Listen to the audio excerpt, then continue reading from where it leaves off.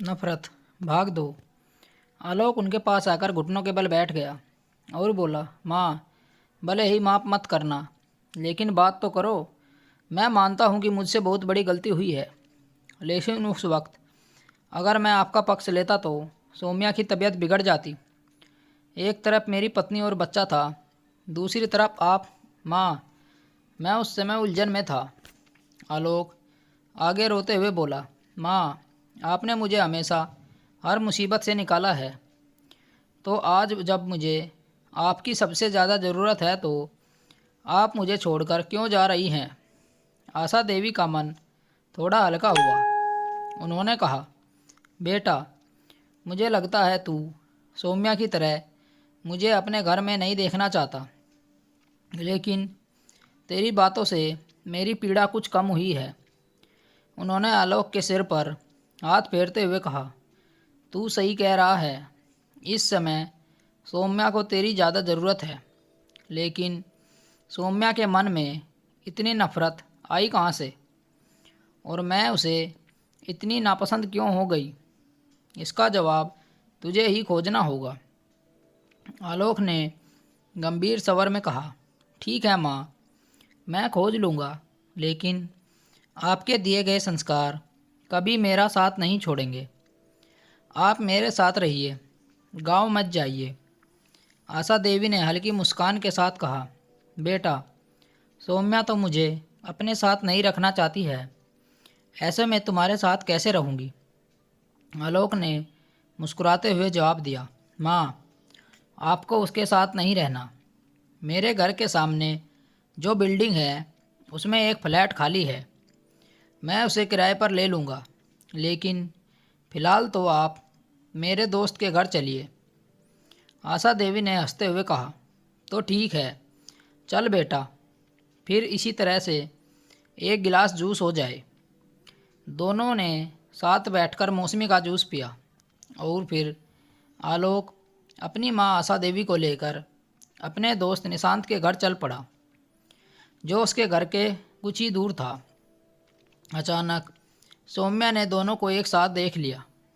आशा देवी को आलोक के साथ देखकर वह तिलमिलाते हुए गुस्से में बार बार आलोक को फ़ोन करना शुरू कर दिया। आलोक ने जैसे ही फ़ोन देखा वह डर गया और कॉल को अनदेखा करके हुए फ़ोन जेब में रख लिया। यह देखकर आशा देवी चिंतित स्वर में बोली, बेटा, बहू का फ़ोन था क्या। आलोक ने हल्की मुस्कान के साथ कहा, नहीं माँ, वह ऑफिस का फ़ोन था। आप चलिए, पहले आपको निशांत के घर छोड़ आऊँ, फिर 2-3 दिनों में आपके लिए एक फ़्लैट भी देख लूँगा। आशा देवी ने धीरे से कहा, ठीक है बेटा, जैसे तेरी मर्जी। आलोक ने माँ को निशांत के घर छोड़ दिया और खुद अपने घर लौट आया। घर पहुँचते ही सौम्या आग बबूला हो गई और चिल्लाते हुए बोली, वाह, अब हमसे चालाकियाँ हो रही हैं। अपनी माँ को कहाँ लेकर जा रहे थे। आलोक थोड़ा घबराते हुए बोला, अरे, मैं तो मार्केट गया था तो रास्ते में माँ मिल गई। उनकी तबीयत ठीक नहीं थी तो उन्हें हॉस्पिटल ले गया था। यह सुनकर सौम्या ने शक भरी निगाहों से उसकी तरफ देखते हुए पूछा, अच्छा, तो फिर अब वो कहाँ है। आलोक ने तुरंत जवाब दिया, मैं उनको बस स्टैंड पर छोड़ आया हूँ। यह सुनकर सौम्या शांत होते हुए बोली, ठीक है, चलो हाथ मुंह धो लो, मैं खाना लगा रही हूँ। यह सुनकर आलोक को थोड़ी राहत मिली। खाना खाते हुए आलोक ने धीमे स्वर में पूछा, सौम्या, तुम माँ से इतनी नफरत क्यों करती हो। यह सुनकर सौम्या ने तीखे स्वर में जवाब दिया, सुनिए, चुपचाप खाना खा रहे हैं तो खाना खा लीजिए, अगर नहीं खाना है तो यहाँ से चले जाइए, लेकिन हमसे ऐसे फालतू सवाल मत करिए। यह सुनते ही आलोक ने गुस्से में थाली छोड़ दी और उठकर अपने कमरे में चला गया। 2 दिनों के भीतर आलोक ने बिना सौम्या को बताए अपने घर के सामने वाली बिल्डिंग में माँ के लिए एक फ्लैट किराए पर ले लिया। जब आशा देवी का उस नए फ्लैट में रहने लगी तो ऐसे ही जैसे ही वह बालकनी की ओर बढ़ रही थी तो आलोक ने तुरंत टोकते हुए बोला, माँ वहाँ मत जाइए, बस सामने ही मेरा घर है। अगर सौम्या ने देख लिया तो तूफान मचा देगी। आशा देवी हल्के मुस्कान के साथ बोली, बेटा तू कितना डरता है ना अपनी पत्नी से।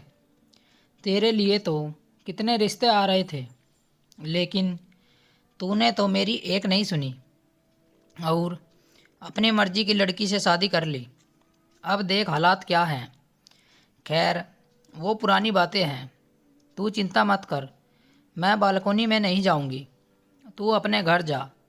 यह सुनकर आलोक वहाँ से चला गया और आशा देवी एक नए फ्लैट में रहने लगी। एक दिन जब आशा देवी कूड़ा फेंकने के लिए नीचे जा रही थी तभी सौम्या ने उन्हें देख लिया। जब सौम्या को यह पता चला कि आशा देवी सामने के फ्लैट में रहती हैं तो वह अंदर ही अंदर गुस्से में फूट पड़ी। वह मन ही मन में सोचने लगी, यह सब जरूर आलोक की चाल है। माँ जी को सामने वाले घर में किसने लाकर रखा है। सौम्या गुस्से में तमतमाते हुए सोफे पर बैठ गई और आलोक के ऑफिस से लौटने का बेसब्री से इंतज़ार करने लगी। अब आगे क्या होगा? क्या आलोक उस सच्चाई का पता लगा पाएगा? आखिर सौम्या अपनी सास से इतनी नफरत क्यों करती है? जानने के लिए कहानी का अगला भाग ज़रूर पढ़ें और अपनी राय कमेंट बॉक्स में देना न भूलें। मिलते हैं आपसे कहानी के अगले भाग के साथ। कहानी सुनने के लिए आप लोगों का बहुत बहुत धन्यवाद। राम राम दोस्तों।